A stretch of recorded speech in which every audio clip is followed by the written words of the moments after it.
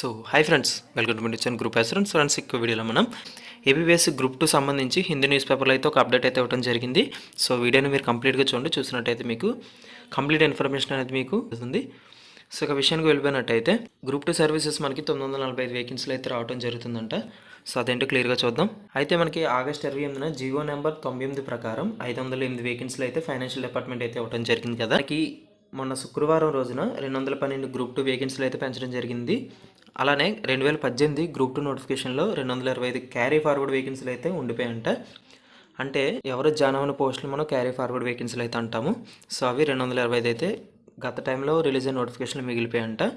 అవి కలిపి టోటల్గా మనకి 945 వేకెన్సీలు అయితే రావడం జరుగుతుంది.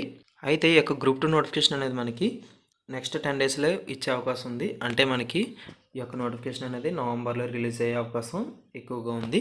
అలానే ఈ నోటిఫికేషన్కి ప్రిలిమ్స్ అనేది మనకి 2024 ఫిబ్రవరిలో కండక్ట్ చేయబోతున్నారు. అదొకటి మీరు గుర్తుపెట్టుకోండి.